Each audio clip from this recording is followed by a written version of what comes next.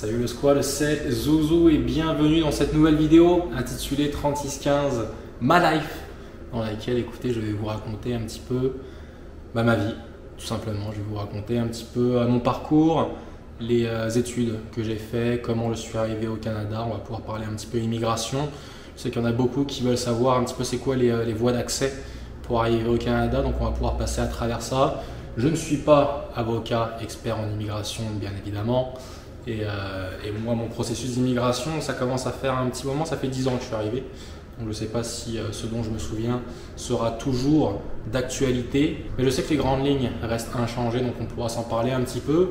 Et puis on pourra se parler un petit peu, si vous voulez, de l'industrie du Canada, dans laquelle je me suis retrouvé un petit peu par hasard. Même chose, je pourrais vous expliquer un petit peu, si vous voulez, comment y accéder pour ceux qui arrivent sur le territoire. Et puis c'est ça, les choses auxquelles s'attendre dans cette industrie et puis dans le marché de l'emploi d'une manière générale au Canada. C'est un sujet qui m'a été souvent demandé et il me semble que je l'avais abordé déjà quand même, non? J'avais fait un petit post sur Instagram où j'expliquais un petit peu comment rentrer dans l'industrie sans parler de rien vraiment en particulier. Ça avait effleuré un petit peu la surface. Donc c'est ça, on va pouvoir s'envoyer une petite intro et puis démarrer avec ça. C'est l'histoire de ma vie. Donc bonjour les amis, Zouzou, enchanté. Ma ville d'origine, ça m'a été demandé la semaine dernière aussi. Je suis né dans le 93 à Saint-Denis, là où ça bicrave, là où ça rétille la night.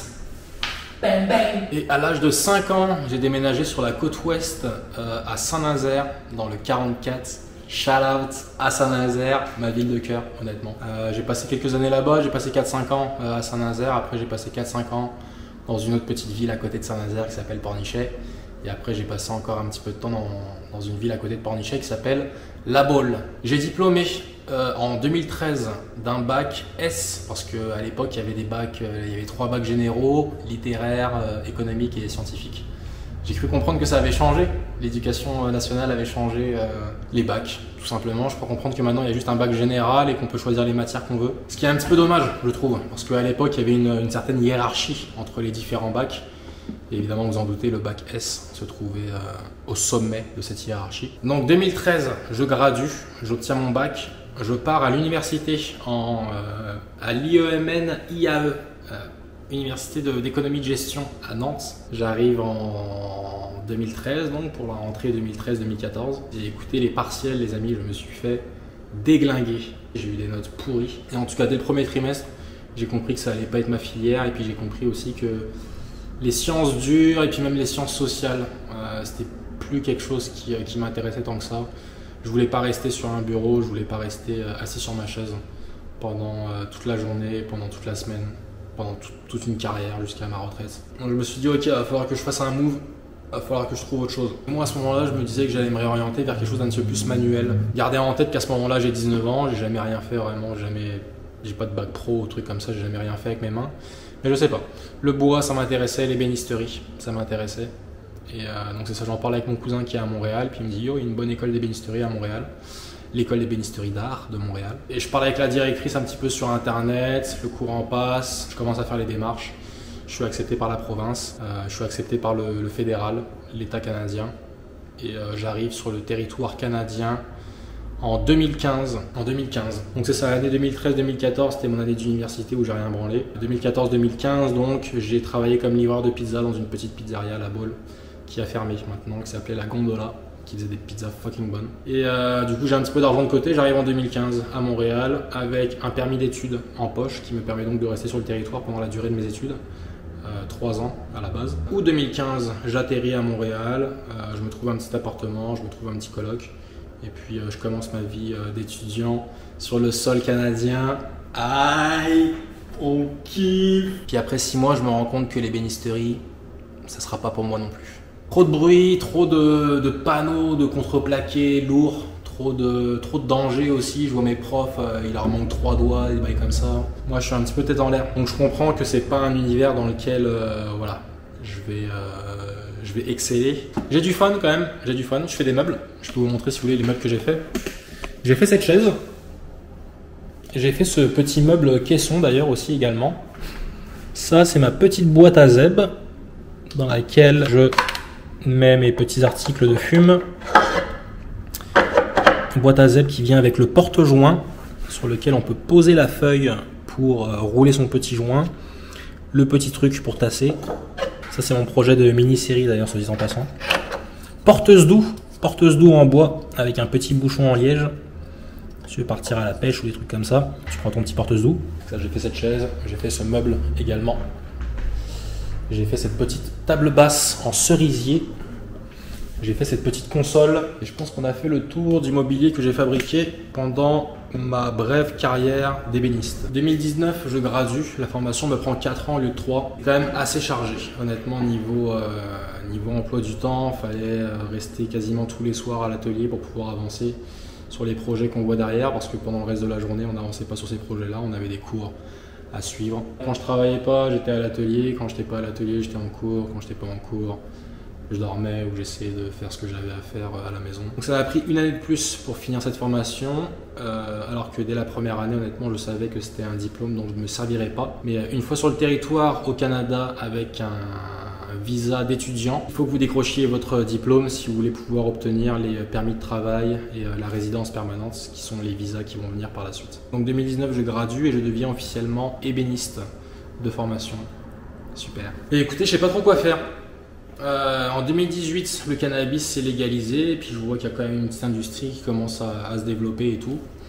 Et j'en parle avec ma copine de l'époque qui, elle, avait un collègue qui avait un ami qui était master grower dans une ferme de cannabis pas très loin de l'aéroport de Montréal. Et du coup, mon ex de l'époque en parle à son collègue qui en parle à son ami et il m'invite pour faire la trim, tout simplement la petite trim à la main, après une récolte. Donc j'arrive, ça dure 2 jours, pendant 2 jours, voilà, je fais la trim, j'essaie de me montrer proactif, j'essaie d'aider un petit peu tout le monde, j'essaie de faire ce qu'il y a à faire et puis écoutez, ils sont contents avec le travail que je fournis. Donc ils me proposent dans un premier temps un contrat en sanitation, donc ça a été ça ma porte d'entrée dans le cannabis, c'est que j'ai travaillé en sanitation pendant 1 an. Et honnêtement j'avais quand même bien kiffé. Sanitation, c'est assez peu de pression par rapport à l'équipe qui est en culture. Équipe de laquelle dépend le bien-être de l'entreprise. Je veux dire, quand on est en sanitation, niveau pression, on est tranquille.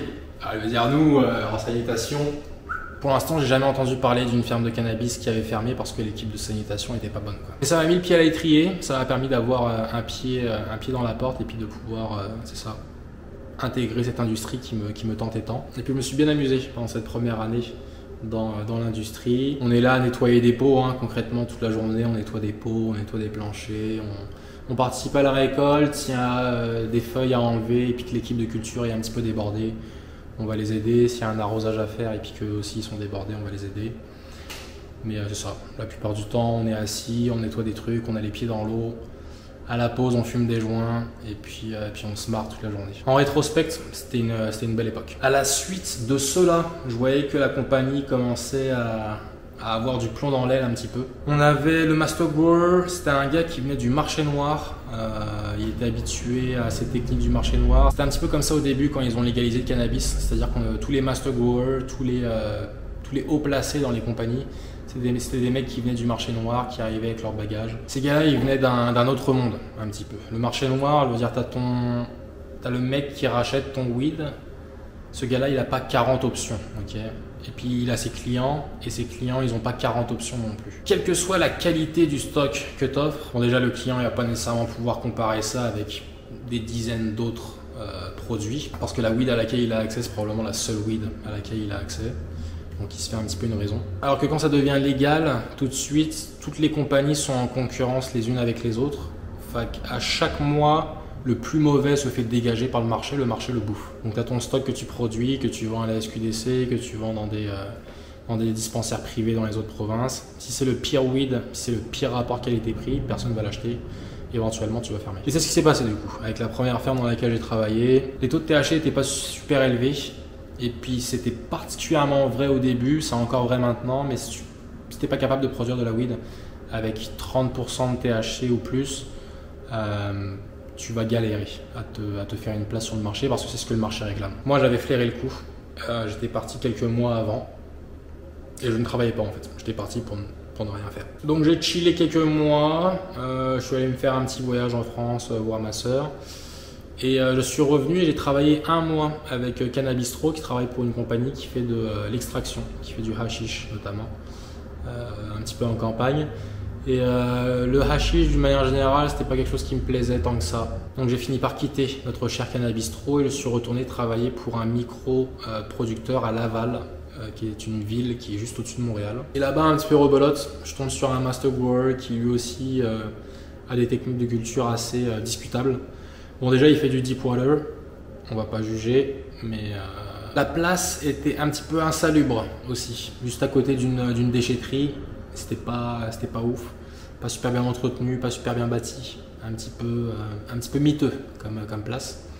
Je suis quand même resté un an, bonne ambiance, les gens étaient quand même assez cool.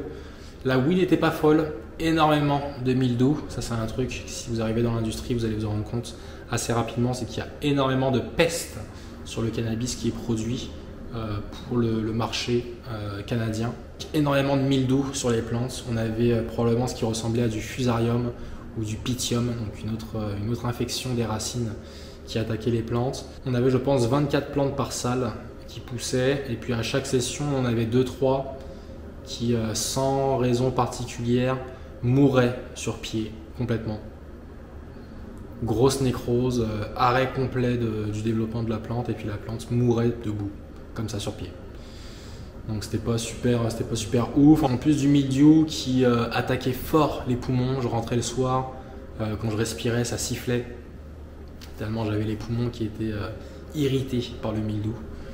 Donc là c'est pareil, j'ai travaillé pendant genre un an et puis au bout d'un moment j'ai fini par dire yo faut que je me casse parce que là c'est... Eux aussi ils ont fermé dans les mois qui ont suivi. Et à partir de là, écoutez, j'en ai eu un petit peu marre de l'industrie du cannabis. Je me suis retrouvé une petite ferme à Laval dans laquelle je suis rentré. J'y suis rentré, j'ai bossé là 2 semaines.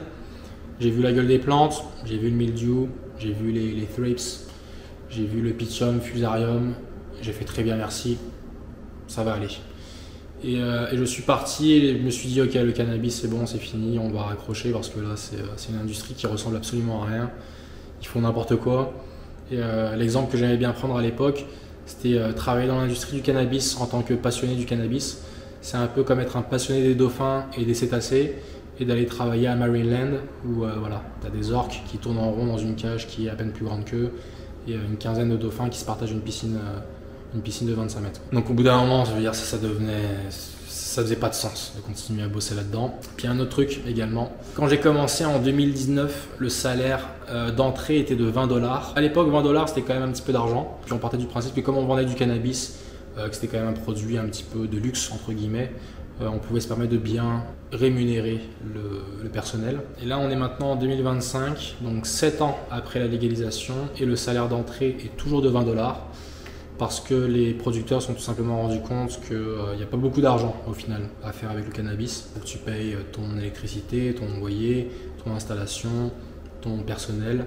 Idéalement il faut que tu te fasses un petit bénéfice. Tu payes la Testarossa, il faut bien, hein, sinon voilà, on n'est pas boss dans le cannabis pour rouler en Twingo non plus. Donc l'inflation a pris je sais pas combien de pourcents en 7 ans, on a dû se prendre un truc comme 5% par année en 7 ans, cette fois 5,35. On a dû se prendre pas loin de 30% d'inflation dans la gueule et le salaire d'entrée dans l'industrie était toujours à $20 et est toujours aujourd'hui à $20. Donc ça c'est un autre point à aborder si vous allez dans le cannabis en pensant que vous allez faire du cash. Et comme ça mon pote, c'est comme ça. Donc je me suis barré et je suis allé explorer un petit peu plus les opportunités sur le marché de l'emploi canadien. Laissez-moi vous dire qu'il y en a les amis. Petit aparté donc, on va pouvoir se parler si vous voulez du marché de l'emploi au Canada. Donc là j'ai eu mes petites expériences dans le cannabis, j'ai mon diplôme d'ébéniste qui me sert à rien et j'ai mon bac S qui ne me sert à rien non plus évidemment. Avec un bac on ne fait absolument rien. Quoique ici un bac c'est ce qu'on appelle en France une licence, donc si tu dis que tu as un bac scientifique et que tu rentres pas trop dans les détails, réussir sur un malentendu à récupérer un poste que tu n'étais pas trop censé avoir. Mais un autre truc qui est nice avec le marché de l'emploi au Canada, comparativement à la France, c'est qu'en France, si tu veux être technicien de surface, il va te falloir ton CAP technicien de surface. Si tu veux être installateur de tuyaux de plomberie pour piscine, il va te falloir le BTS installateur de tuyaux de plomberie pour piscine. En France, ils vont te trouver un diplôme pour chaque corps de métier, quel que soit le degré de précision du truc. Au Canada, c'est beaucoup moins le cas. Si tu es volontaire, si tu as un CV qui prouve que voilà, tu as réussi à te démerder dans des trucs dans lesquels tu n'as pas nécessairement reçu de formation poussée. Si tu as un petit peu de piston, ça aide. Si tu n'en as pas, tu peux te débrouiller sans aussi. Mais tu peux réussir à avoir des postes qui sont quand même assez intéressants et qui vont être assez payants, ou des postes qui vont nécessiter des compétences spéciales que tu vas pas nécessairement avoir au moment où tu vas appliquer pour le poste, mais que ton employeur pourrait se dire ok, bah, ces compétences-là, ce gars-là, il pourrait les développer. Tout ça pour dire qu'en sortant de ces quelques années dans le cannabis, je suis parti chez un des leaders québécois de la construction, de travaux publics et d'ouvrages d'art, 2,5 milliards de chiffre d'affaires, pas mal. Je connaissais un gars qui travaillait dans cette compagnie, mais ce gars-là avait même pas parlé de moi à cette place-là. Et j'arrive avec mon CV chez cette compagnie de construction. Et sur le parking, je tombe sur le directeur des chargés de projet. Et je lui dis à qui je pourrais donner mon CV. Le gars prend mon CV, il le regarde vite fait. Puis il me dit est-ce que tu avais le temps pour une entrevue vite fait? Je lui dis ouais, bien sûr. C'était un vendredi après-midi. Il m'emmène sur l'heure du midi, lui qui partait monter dans sa bagnole pour aller manger quelque part. Il m'emmène dans une salle de conférence, il me fait passer une entrevue et il m'offre directement comme ça un poste d'assistant chargé de projet pour cette compagnie de construction. Il me dit tu t'attends à quoi comme salaire? Puis moi je lui dis vous savez dans les jobs que j'avais avant j'étais payé 20 $ de l'heure, fait que si je pouvais avoir quelque chose de moindrement similaire ça m'arrangerait quand même. Le mec sans déconner il fait et il me fait si je te donne 50 000 par année c'est bon? Moi je dis alright c'est parfait et là il me signe le papier, 50 000 par année, il me dit tu commences lundi. Il me dit tu n'auras pas grand chose à faire lundi, mais j'ai pas envie que tu ailles te chercher une autre job ailleurs quelque part ou quoi. Enfin, je préfère te faire commencer lundi, que tu te tournes un petit peu les pouces. Et puis après ça, quand ça va pouvoir commencer à travailler pour vrai, au moins tu seras disponible. Et juste comme ça, mes amis, sans formation aucune, sans rien, je me fais offrir comme ça une job, 50 000 $ par année, en tant qu'assistant chargé de projet dans une compagnie de construction. Alors que je n'avais aucune expérience en construction. On le dira par mon truc d'ébéniste, mais là on parle de ponts. Là on construit des ponts sur des autoroutes. Un délire un petit peu différent quoi. Puis c'est ça, il m'offre ça comme ça. Donc je commence cette compagnie de travaux publics et première journée, je rentre dans la roulotte sur le chantier. On est en train de faire un pont entre la rive nord et Laval. Gros pont à 4 voies. Et je rentre dans la roulotte et il n'y a que des ingénieurs. Je suis le seul qui n'est pas ingé. Autant vous dire que je me sens moyen à ma place. Mais les choses se passent, je reste là 3, 4, 5 mois et puis tous les jours en chemise. Tous les jours le petit pantalon propre, les petites chaussures propres, l'ordinateur, t'arrives avec ta sacoche, ton ordinateur dedans. Écoutez, il y a des gens qui font ça tous les jours, mais moi les gens ça m'a fait péter un câble. Et puis ils m'ont mis à la facturation. Puis je me rappelle à l'entrevue, la question qui m'a été posée c'est est-ce que tu es à l'aise avec Excel? Et j'ai répondu je me débrouille. Oh, l'erreur. Les mecs ont cru que j'avais une maîtrise en comptabilité gestion. Enfin que je me suis tapé, écoutez, les demandes de paiement de deux des plus gros projets qui étaient sur Montréal à ce moment-là. Donc tous les mois, les contremaîtres, les chargés de projet faisaient l'inventaire des choses qui ont été écoulées contractuellement et moi j'étais chargé en gros de faire la liste complète de tout ce qui avait été utilisé sur le chantier et de demander au ministère voilà tout ce qu'on a utilisé ce mois-ci, est-ce que tu peux nous payer s'il te plaît? Évidemment il y avait toujours une couille, évidemment le ministère voulait jamais payer et je m'occupais du devis environnemental aussi. Donc chaque fois qu'il y avait un déversement, un tracteur que son réservoir d'huile ou son réservoir d'essence pétait, c'est moi qu'on appelait, que j'aille faire mon petit dossier que j'appelle Environnement Canada. Alors oui, on a pété un réservoir d'essence. Oui, c'est la deuxième fois ce mois-ci, je sais. On va prendre les mesures nécessaires pour que ça ne se reproduise pas, vous inquiétez pas. Une vie qui n'était pas la mienne. J'ai tenu presque un an, un petit peu moins qu'un an. Et puis j'ai fini par appeler le directeur des chargés de projet. Je lui ai dit écoute, je vous remercie énormément pour l'opportunité que vous m'avez donnée. Je n'aurais jamais pensé me retrouver dans une position comme celle-ci avec mon background. Alors oui, puis un autre truc, c'est que le mec était tellement content du travail que je faisais qu'il voulait me mettre comme directeur d'une usine à béton mobile. C'est-à-dire que la compagnie faisait le pavage en béton d'une autoroute sur un truc comme 35 km, un projet sur 2-3 ans. Du coup, cette autoroute était tellement grosse que ça prenait une usine à béton sur place pour produire le béton. Et le directeur des chargés de projet voulait que ce soit moi qui soit le directeur de l'usine. Le fumeur de joint, horticulteur dans le cannabis, ébéniste de formation, qui se retrouve directeur d'une usine à béton. J'ai flairé le truc. Non merci, Je leur ai dit c'est bon guys, la sonnerie de Teams, faire des trucs, puis c'est pas comme si j'aurais un truc à faire. Let's go, on le fait, clac. Tu pètes, tu fais des trucs, tu fais ta peinture. Ton énergie, tu la dépenses sur le clavier. T'es comme as, toute la journée. Donc je lui dis ok c'est bon stop, on arrête tôt. Je suis pas un pousseux de crayon, ça va pas marcher. Pour moi ça va pas marcher. J'étais tout seul toute la journée en plus dans une roulotte. J'ai dit non merci. Alors après je sais qu'il y a des gens que c'est leur passion. Les gens avec qui je travaillais, je veux dire, ils ont tous étudié 5 ans, ils en ont tous chié pour se retrouver dans cette situation-là. Mais moi, je leur ai dit, ok, guys, ça va pas marcher, il faut que je m'en aille. Je faisais du jiu-jitsu brésilien dans un club à Montréal à ce moment-là. Et du coup, je cherche un travail, et puis j'en parlais avec mes amis du jiu-jitsu. Et puis, il y en a un qui avait une compagnie de lavage de vitres. Et je lui dis, yo, est-ce que tu chercherais pas du monde pour la saison? Il me dit, ouais, on cherche du monde, si tu veux, je te mets à l'essai. Et je fais l'essai avec lui, ça se passe super bien, donc du coup il m'embauche. Je commence à 25 $ de l'heure, donc en soi ça revient à 50 000 par année, sauf que je suis payé à l'heure et je fais pas 40 heures par semaine, donc ça fait pas mal moins que 50 000 par année, mais quand même 25 $ de l'heure, ça se prend bien. Un camion qui m'est attitré, enfin que j'ai mon petit camion, mon matos pour laver les vitres. C'est l'été, il fait beau, je me réveille le matin, je monte dans le camtar, je paye pas l'essence. Pas d'usure sur ma bagnole à moi. Je pars chez le premier client, je lui fais ses vitres. Bonjour la petite dame, comment ça va? C'est les vitres, intérieur, extérieur. Plus de lumière, il est inclus? Non? Parfait, c'est moi de travail pour moi. Ah, je peux vous le faire, hein, moi je suis payé à l'heure. Hein. Et pendant une saison comme ça, je kiffe. Et j'ai commencé à 25 $, je finis la saison à 27,50 €. Et écoutez, ils voulaient me réembaucher cette année à 30 $ de l'heure. Enfin, j'aurais été payé 30 $ de l'heure pendant toute la saison. La saison s'étend d'avril à novembre. Donc à peu près 40 heures, un petit peu moins de 40 heures par semaine, d'avril à novembre. Et de novembre à avril de la saison suivante, tu peux te mettre sur le chômage. Parce que ton employeur du coup te dit, bon bah il n'y a plus de travail, il faut que je te mette à la porte. Tu es éligible au chômage et tu touches, je pense, 75-80% de ton salaire. Moi à l'intérieur, au plus profond de moi, je suis rentier. Je suis un rentier qui est né dans le corps d'un prolétaire. La société ne reconnaît pas ma différence, ne reconnaît pas mon handicap. Et moi c'est comme ça que je me ressens. Donc là, j'aurais été écouté dans une situation à peu près parfaite la moitié de l'année. J'aurais bossé la moitié de l'année et puis l'autre moitié de l'année, j'aurais été payé à rien branler. En tout cas, je vous dis ça pour vous mettre un petit peu en perspective. Vous montrer un petit peu les emplois qui sont accessibles sur le marché de l'emploi au Canada pour une personne qui se démerde un petit peu et qui est capable d'aller se trouver des opportunités. Et vous voyez que c'est quand même des trucs pas trop dégueux par rapport à ce que l'industrie du cannabis propose. C'est-à-dire encore aujourd'hui un 20 $ de l'heure de salaire d'entrée, parfois moins. J'ai vu des annonces sur Indeed à 18-19 $ de l'heure pour des jobs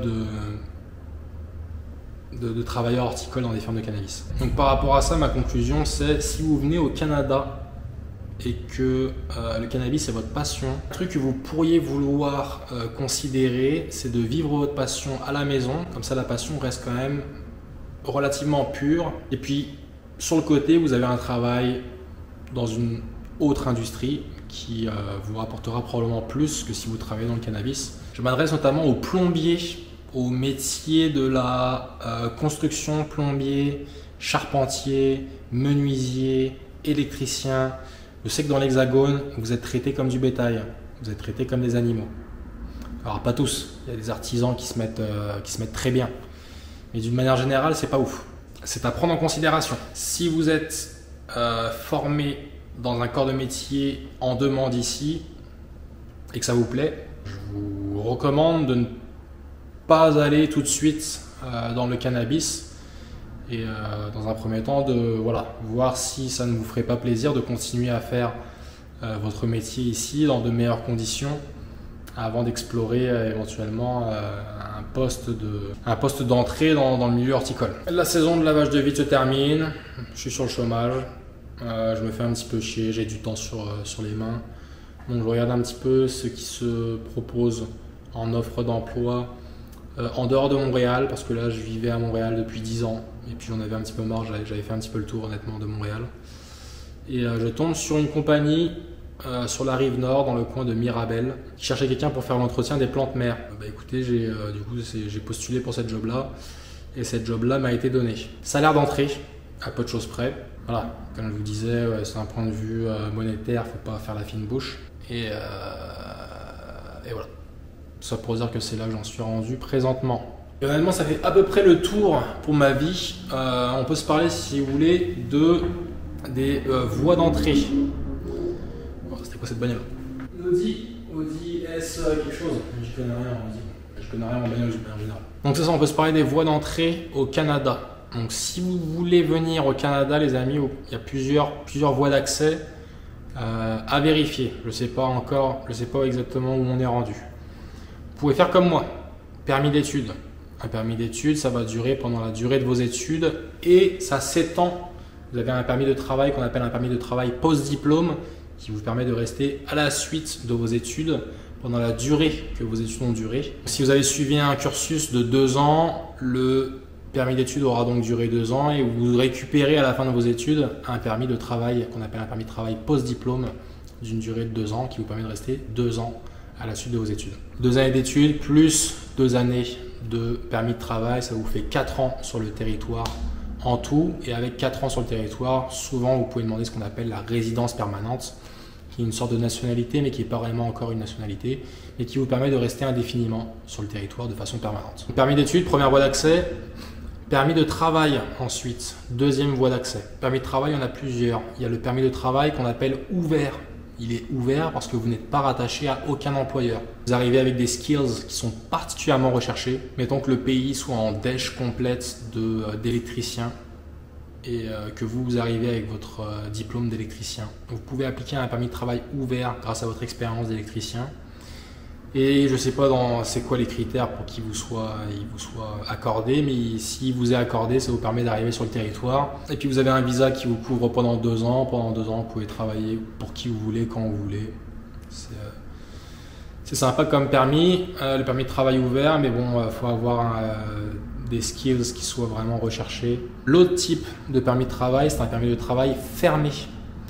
Il est fermé parce qu'il est lié directement à un employeur. Vous parlez avec les mecs de Bombardier qui sont au Québec et ils disent ok, genre Martin, on veut vraiment que tu viennes nous rejoindre au Québec, on va te faire un permis de travail fermé. Ce que ça veut dire, c'est qu'ils vont faire les démarches administratives pour vous, ils vont vous envoyer votre permis directement à la maison, vous allez pouvoir venir au Canada, mais vous ne pourrez travailler que pour Bombardier. Si vous perdez votre contrat, si Bombardier vous vire, vous devez dégager du territoire. Donc c'est assez contraignant comme permis. Il y a beaucoup de Français qui me demandent s'il y a moyen d'avoir un permis de travail fermé pour venir travailler dans le cannabis. Le truc, c'est que les Français n'ont pas assez d'expérience dans le cannabis pour qu'un employeur d'ici se dise « Ok, je vais aller chercher ce gars-là là-bas en France, je vais payer les frais d'immigration, je vais payer son voyage, puis je vais m'arranger avec toutes les galères qui viennent avec le fait d'aller chercher un mec à l'autre bout du monde. » Quand je peux embaucher Jimmy qui a sa bagnole, il peut être là lundi matin pour sa période d'essai. Les permis de travail fermés, ce sont les autres genres de permis de travail qui pourraient être intéressants, mais encore une fois, dans le cannabis, oubliez ça, il n'y a aucune compagnie du cannabis qui vous aidera avec ça. Et écoutez, dans les autres corps de métier, c'est à vous de voir vraiment si vous voulez vous lier comme ça, pieds et mains à un employeur. Si vous lui faites confiance, ça peut valoir le coup. Chacun de ces permis de travail ouvre la porte à la résidence permanente par la suite, mais ça vient avec des ficelles, vous l'aurez compris. L'autre type de permis, c'est ce qu'on appelle un PVT, un permis vacances-travail. Ça, c'est un permis qui dure jusqu'à 2 ans. Vous appliquez et puis c'est une loterie directement en ligne, donc vous ne savez pas si vous allez être pris ou si vous allez payer pour rien d'une manière générale. Vous faites votre dossier, vous payez, vous partez dans la loterie et puis si votre nom est tiré au sort, ding ding, vous avez votre visa, votre PVT, votre permis vacances-travail qui vous est délivré et ça vous permet de venir au Canada. Soit vous prenez ça tranquille, vous êtes en vacances, soit vous travaillez. C'est comme un permis ouvert, ça vous permet de faire les deux. Si vous voulez rester à la suite d'un PVT, il faut quand même que vous ayez cumulé un certain nombre d'heures de travail.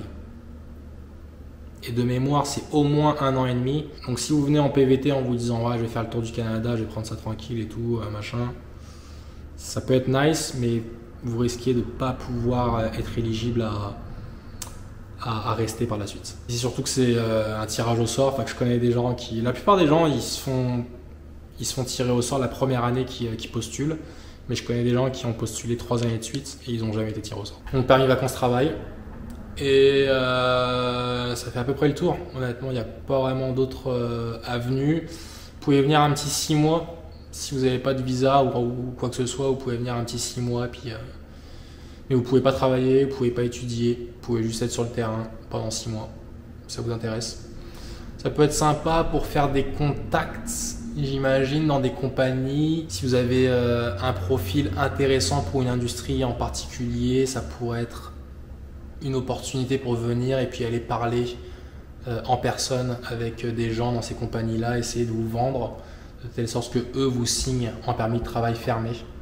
Mais il me semble que quand vous venez en vacances pendant 6 mois, vous n'êtes pas censé démarcher des compagnies pour pouvoir rester plus longtemps par la suite.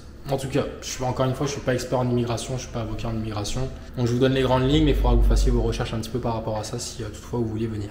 Et honnêtement, en termes d'immigration, ça fait à peu près le tour. Un autre truc à savoir, c'est que quand vous faites vos demandes de visa, le Canada, c'est un État avec des provinces qui ont chacune beaucoup de pouvoir, notamment sur leur politique migratoire. Donc pas mal pour tous les visas. Il faut dans un premier temps que vous ayez le feu vert de la province et ensuite que vous ayez le feu vert du Canada en tant que tel. Donc c'est un petit peu chiant, à chaque fois que vous demandez un visa, vous avez comme 2 visas au final à demander à chaque fois. Et c'est ça, c'est un truc à savoir, ce sont des frais aussi. Le Québec n'est pas la province la plus riche du Canada, c'est pas non plus la province où les salaires moyens sont les plus élevés. Et c'est l'une des provinces où les cotisations sociales sont les plus violentes. Donc si vous venez au Québec dans l'espoir de vivre le rêve américain, la liberté totale, 5% de taxes, des gros salaires, machin et tout, c'est pas au Québec que vous allez trouver ça, vous êtes en train de vous tromper de province. Le Québec, ça a l'avantage d'être francophone, je sais que pour la plupart des Français c'est très important. Mais si vous cherchez un peu plus de facilité dans le processus d'immigration, si vous cherchez des salaires un petit peu plus concurrentiels, des taxes un peu moins élevées, un bon système de santé, de belles routes, peut-être pas au Québec que vous devez aller, c'est peut-être un petit peu plus dans l'ouest, que ce soit en Ontario, en Alberta ou aux States carrément. Je ne sais pas comment ça se passe pour ce qui est de l'immigration aux States. Travailler dans le cannabis aux States, je ne peux pas vous aider, mais il n'y a pas que le Québec en Amérique du Nord, c'est ce que je suis en train d'essayer de dire. Donc ça c'est fait, tout ce qui nous resterait serait un petit mot par rapport à comment rentrer dans l'industrie du cannabis au Québec. Alors ça j'en connais un rayon, parce que des compagnies de cannabis au Québec j'en ai fait quelques-unes. Pas besoin de diplôme, si vous êtes vraiment passionné, à l'entrevue ça va se sentir et comme les salaires sont assez peu concurrentiels, il y a assez peu de personnes au final qui sont intéressées à aller travailler dans cette industrie-là. Les conditions de travail sont pas nécessairement faciles, c'est quand même physique. Tu peux travailler dans la moisissure ou dans la poussière de kiff pendant la récolte aussi, c'est vite dur sur les poumons. Il fait souvent chaud, il fait souvent humide. Dans les salles de séchage, il va faire froid. On est debout toute la journée, on marche quand même beaucoup. On est sous des lumières qui sont quand même assez puissantes. Pas des conditions de travail nécessairement super agréables. Ça dépend un petit peu de la ferme dans laquelle vous tombez, mais généralement on travaille quand même assez fort dans le cannabis. Les fermiers, d'une manière générale, travaillent quand même assez fort. Et puis c'est vrai dans le cannabis aussi, on travaille fort. Abonnez-vous sur Indeed pour voir les offres d'emploi dans le cannabis, dans le coin où vous êtes. Ça c'est quelque chose qui marche assez bien, vous postulez à chaque fois et puis éventuellement vous allez vous faire rappeler, vous allez avoir une entrevue. Si vous vendez bien, que vous êtes un mec qui sait travailler en équipe, quelqu'un de débrouillard, quelqu'un qui aime les plantes, qui a la passion pour le canna comme je vous ai dit, quelqu'un qui est proactif, quelqu'un qui ne va pas rester là, parce que ça je l'ai vu, hein, les mecs qui arrivent et tu croirais que c'est la boîte à leur père. Hein. Là tout le monde bosse, tout le monde court à droite à gauche, mais ils sont là dans le couloir, ils sont comme ça les mecs. Ce genre de profil, je vous le dis tout de suite, ça va durer 5 minutes. Enfin, si vous vous reconnaissez là-dedans, c'est pas la peine. Si par expérience, vos employeurs, vous savez qu'ils sont du genre « Ah ouais, putain, yo, merci pour ton travail, merci pour ton éthique et tout », ça risque de marcher. Si d'une manière générale, vous êtes du genre à avoir des problèmes avec vos employeurs et que c'est toujours de la faute de l'employeur, vous risquez d'avoir un problème avec l'employeur aussi dans le canna. Si vous êtes passionné, travailleur, vous avez un bon relationnel, vous êtes une personne agréable avec laquelle passer du temps. Tôt ou tard, vous allez avoir une entrevue dans une ferme qui va passer. Et ouais, du coup, pour trouver les fermes, Indeed, ça marche bien.